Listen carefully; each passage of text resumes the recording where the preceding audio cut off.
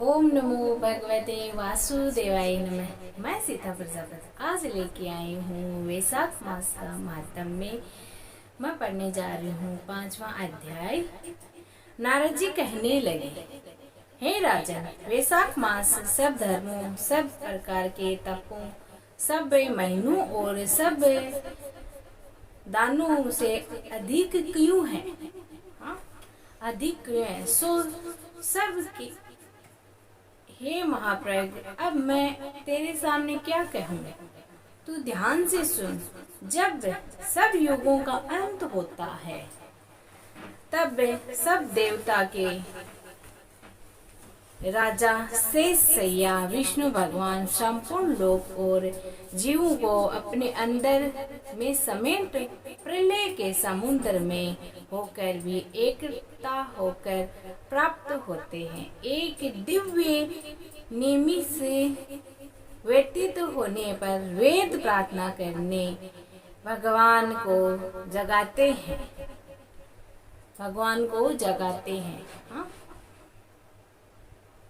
तब भगवान अपने अंदर से स्थिर जीवों की रक्षा करते हुए उन जीवों को अपने अपने कर्मों का फल देने के लिए सृष्टि के रचने का मन में विचार करते हैं। सृष्टि का रचने का मन में विचार करते हैं श्री हरि विष्णु भगवान। तब विष्णु भगवान की नाभि से त्रिलोकी का आधार स्वरूप स्वर्ण में कमल उत्पन्न होता है। उसी कमल में से विराट पुरुष रूपी ब्रह्मा उत्पन्न हुए। फिर भगवान के उससे विराट पुरुष ने 14 भुवन तप उत्पन्न किए, जिनके विभिन्न विभिन्न कर्म और आश्रय है। ऐसे अनेकों समूह रचे। फिर सत्य रज तम 3 गुण प्रकृति मर्यादा और भुवनों के स्वामी रचे। तत्पश्चात वर्णाश्रम के विभाग कर धर्म की कल्पना करते हुए चारों वेद तंत्र स्मृति पुराण तथा इतिहास रचकर धर्म की रक्षा के निमित्त इनके प्रवर्तक के सृष्टि प्रकट किए। इन ऋषियों में अलग अलग वर्णों के अलग अलग धर्म प्रवृत्त किए, जिन पर सब प्रजा श्रद्धा करने लगी। प्रजा अपने अपने आश्रमोचित धर्मों में लगी हुई है या नहीं, ये देखने के लिए साक्षात अविनाशी सर्वत्र व्यामी भगवान चिंता करने लगे। वह वृक्ष वर्षा काल मैंने निर्माण किया। इसमें सब प्रजा कीचड़ आदि में फंसे दुखी हो रहे हैं, जिससे सब धर्मों को नहीं कर सकते। भगवान ने सोचा कि ये मनुष्य जीव है जो किस समय भगवान की भक्ति कर सकते हैं। वो महीना भगवान ने चुना, वो है वैशाख मास। विस्तार से सुनना। यह देखकर क्रोध उत्पन्न होता है। मन में प्रसन्न नहीं है, भगवान का मन प्रसन्न नहीं है। मेरे देखते हुए दुख नहीं पाए, अतः उन्हें देखो। शरद काल में सब खेती में लगे रहे हैं। शरद काल में तो सब खेती में लगे रहते हैं। इससे पूर्ण रीति में धर्म नहीं कर सकते। कोई पक्के फल की अपेक्षा कर रहा है तो कोई वर्षा से पीड़ित है, कोई शीत से दुखी है, अतः एवं धर्म नहीं करते। इन्हें देख मुझे शेष उत्पन्न होता है। इन्हीं की उल्टी गति देखकर मुझे संतोष नहीं होता है। मेहनत ऋतु सर्दी के कारण कोई प्रातः काल नहीं उठता। सूर्योदय से पहले न उठ देख मुझे क्रोध उत्पन्न होता है। शरीर शिशिर ऋतु में भी प्रातः काल के समय शीत से पीड़ित रहने प्राणी रहते हैं। फसल पक जाने की प्रतीक्षा करते हैं। फिर जो मनुष्य जाड़े के मारे प्रातः काल स्नान करने के लिए केवल सोच ही सकता है। उनका शुभ कर्म लुप्त हो जाता है जो कभी पूरा नहीं होता। यह समय प्रणय का नहीं है। ऐसा विचार कर भगवान ने वसंत ऋतु को संपूर्ण तापों को निर्वाण करने वाला माना है। ये ऋतु स्नान दान यज्ञ क्रिया भोग और सब प्रकार के धर्मों का साधन करने के लिए बड़ी अनुकूल है।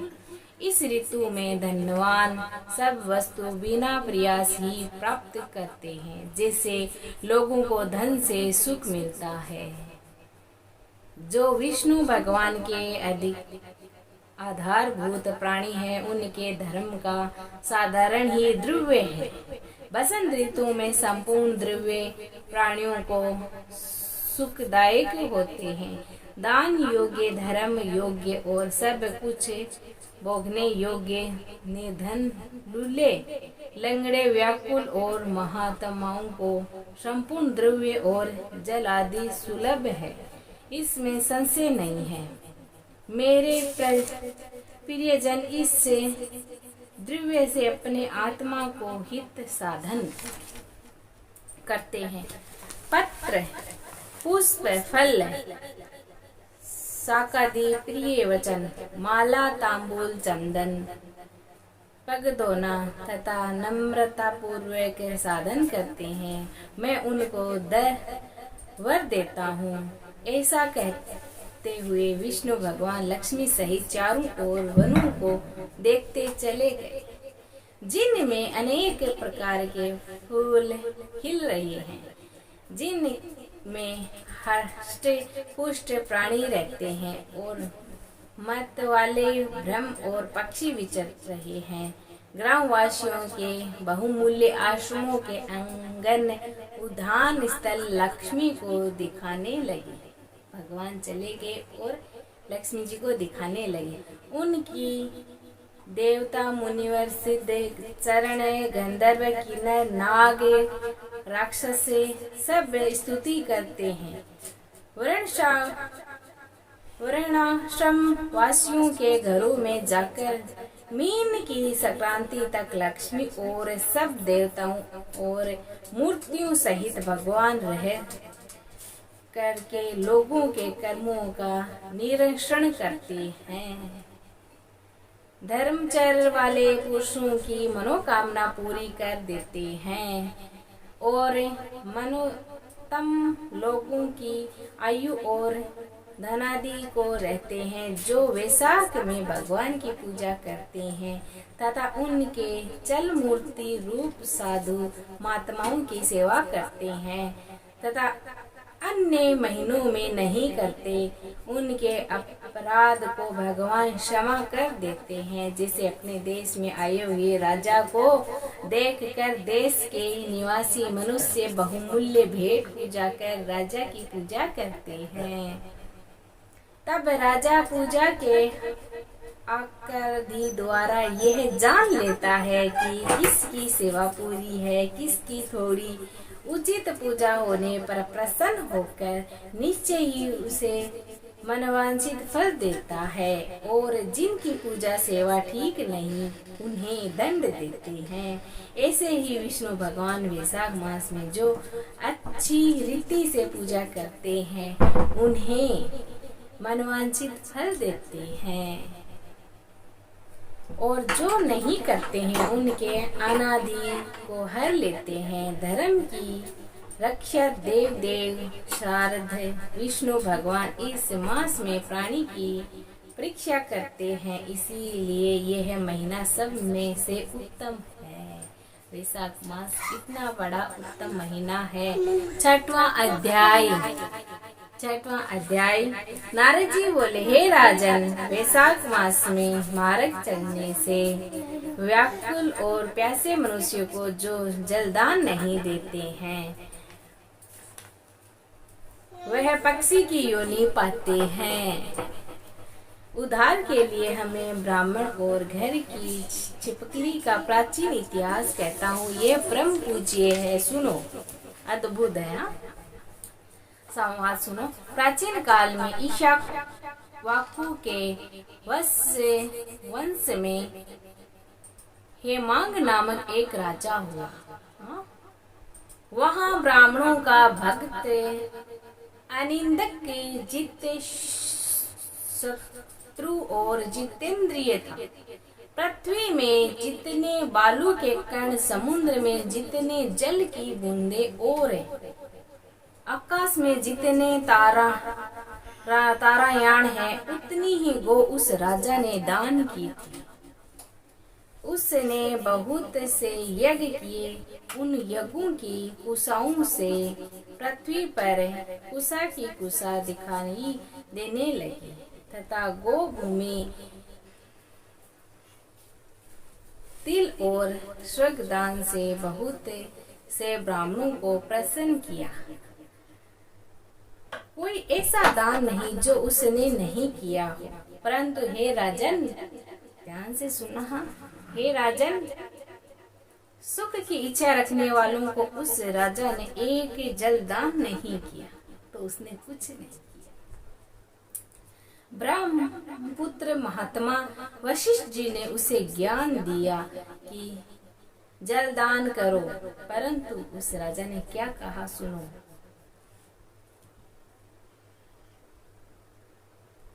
परंतु उसने दुर्बुद्धि और हेतुवाद से कहा कि जल तो बिना मूल्य ही सबको मिल जाता है, इसे दान करने वाले को क्या फल मिलेगा। ऐसी अनेक बातें कही और ब्राह्मण को जल दान नहीं किया और कहने लगा कि अल्प भय वस्तु दान करने से पुण्य मिलता है और यही ठीक भी है। वह राजा लूले, लंगड़े, दरिद्र और आजीविका की रक्षा और उनको दान धर्म किया करता था। हीन ब्राह्मणों की सेवा तो करता था, किंतु वेद पाठी, तत्व ज्ञानी और ब्रह्मवादियों की पूजा नहीं करता था। वह राजा कहने लगा कि व्याख्यात ब्राह्मणों की पूजा सेवा तो सब ही करते हैं, परंतु अनाथ, बिना पढ़े लिखे, लूले, लंगड़े ब्राह्मण और दरिद्रियों की बड़ी दुर्गति है। अतएव ऐसे ही लोग मेरे दया के पात्र हैं। इस प्रकार वह दुर्बुद्धि कुपात्रों को दान देता रहा। इस महादोष के कारण 3 जन्म तक उसे चातक की योनि मिली। फिर जन्म गिद्ध, दूसरे जन्म में वह गिद्ध बना। और सुनो आगे। और 7वें जन्म तक वह कुत्ते की योनि में रहा। फिर हे राजन, वह एक राजा के घर छिबकली की योनि में जाकर रहा। उसका नाम श्रुतिकीर्ति था और मिथिलापुरी का राजा था। छिबकली घर के दरवाजे की चौखट के ऊपर कीड़ों को भक्षण करती हुई 87 वर्ष तक वहीं रही। 87 वर्ष तक वहीं रही। एक दिन वेद योग से मुनियों में श्रेष्ठ सूतजी नामक ऋषि दोपहर के समय मार्ग से थके मिथिलापुरी के घर आए। ऋषि को देखकर राजा अत्यंत प्रसन्न होकर सहसा उठकर बड़े आदर सत्कार से मधु सुपकार्तिक से पूजन कर चरण धोने लगा और चरणों धोकर अपने मस्तक पर पानी का छिड़काव किया। तब दिव्य योग से एक बूंद जल उस छिबकली के ऊपर गिर गया। जल की बूंद पड़ते ही उसे ज्ञात हो गया कि नाना योनियों में दुखों से दुखित हो ब्राह्मण देवता से हाय हाय कर कहने लगी छिबकली कि हे ब्राह्मण, मेरी रक्षा करो, मेरी रक्षा करो, मेरी रक्षा करो, मेरी रक्षा करो, मेरी रक्षा करो। तो बड़ा आश्चर्य हुआ और वह कहने लगा, हे गोधातु कहाँ है? क्यों विलाप कर रहा है? तेरी यह दशा किसने की? तू देवता है या पुरुष, या कोई राजा है अथवा ब्राह्मण है? महाभाग तू कौन है? कहे तो सही, मैं आज तेरा उद्धार करूंगा। महात्मा जी कहते हैं। ऋषि की ऐसी बात सुनकर वह राजा महात्म मान सूत जी देव जी से कहने लगा कि हे ब्राह्मण, मेरा जन्म ईशावाकु कुल में हुआ था और मैं वेद शास्त्र का पूर्ण ज्ञाता हूँ। पृथ्वी में जितने रज्ज के कण हैं, जितने जल के बूंदे हैं, जितने आकाश में तारागण हैं, उतनी ही गो मैंने दान की। मैंने कभी यज्ञ किए, वापी कूप और तालाब बनवाए, अनेकों दान किए और धर्म पूर्वक राज्य भी किया, तो भी मेरा ऐसी दुर्गति हुई और मुझे स्वर्ग नहीं मिला। 3 जन्म तक तो मैं चातक योनि मिली और 1 जन्म तक मैं गिद्ध में रहा, फिर 7वें जन्म मुझे कुत्ता योनि मिली। अभी मैं यहाँ आपके चरणों को बगली का रूप मिला। तब एक बूंद छिड़कने के ऊपर भी मेरी यह दशा हो गई। ऐसे के पढ़ते से मुझे पूर्व जन्म का स्मरण याद आ गया। मेरे सब पाप दूर हो गए हैं। हे दिव्यज्वल, 88 जन्म तक मुझे छिपकली की योनि भोगनी पड़ी। तरह तरह की देवी सृष्टि दिखाई देती है, अतः अब मैं इन जन्मों से डरता हूँ। हे देव, मेरी ये दशा कैसे हुई है, ये विस्तार से कहिए। ये सुनकर दिव्यज ने ज्ञान चक्षु द्वारा सब वृत्तांत जान लिया और कहने लगे, हे राजन, मैं तेरी इस बुरी योनि का कारण कहता हूँ। चित्त लगाकर सुनो। तूने माधव भगवान के प्यारे वैशाख मास में जलदान नहीं किया। तूने जल को भूल सुलभ समझकर ये निश्चय कर लिया कि ये बिना मूल्य का है, अतः मार्ग में चलने वाले और धूप से पीड़ित ब्राह्मणों को जलदान नहीं किया। साथ ही सुपुत्रों को छोड़कर कुपुत्रों को दान दिया। जलती हुई अग्नि को छोड़कर क्यों कोई राख में भी क्या हवन कर सकता है? नहीं कर सकता। प्रातः बताए हुए सुगंध गंधी ने से युक्त कांटेदार वृक्षों को कोई भी पूजन नहीं करते। सब वृक्षों में पीपल ही पूजा योग्य है। और तुलसी कटोरी का पूजन क्यों करते हैं? पूज्यता के विषय में अनाथ श्री आवश्यकता नहीं है। लूले लंगड़े अकेले दया के पात्र है, पूजनीय नहीं है। तपस्वी ज्ञानी वेदादि शास्त्री के ज्ञाता हे विष्णु भगवान के स्वरूप हैं, अतः वे सदा पूजनीय हैं। ब्राह्मण है वो सदैव पूजनीय है। इनमें भी ज्ञानी ब्राह्मण सदैव ही विष्णु भगवान को उत्पन्न अत्यंत प्यारे हैं। इसी कारण से ज्ञानी ही सदा पूजनीय अधिक पूजनीयतम होते हैं और साधु महात्मा की अवज्ञा इस लोक और परलोक के दोनों में दुखदायी है। महापुरुषों की सेवा ही धर्म अर्थ मोक्ष का कारण है। ऐसे ही करोड़ अंधे जाति कृतव्याकुलता को नहीं देखते। ऐसे मंद आश्रय के लोगों की संगति से कुछ नहीं मिलता है। वैसे ही जल में तीर्थ और मिट्टी अथवा पत्थर के बने देवताओं से भी तत्काल कुछ लाभ नहीं होता है। ये तो बहुत काल में पवित्र रहते हैं, किंतु साधु महात्मा के तो दर्शन ही पवित्र कर देते हैं। साधु सेवा से कोई सुशिक्षित पुरुष दुखी नहीं होता। जैसे अमृत पान करने से जन्म मरण वृद्धावस्था आदि दुख नहीं देते, तूने जलदान नहीं किया, तू साधुओं की सेवा की नहीं। हे ईशावाकन कुलनंदन, इसी से तेरी यह दुर्गति हुई है। वैशाख में जो मैंने पुण्य किया है वह तेरी शांति के लिए तुझे दूंगा। इसके प्रातः से भूत भविष्य और वर्तमान कर्मों के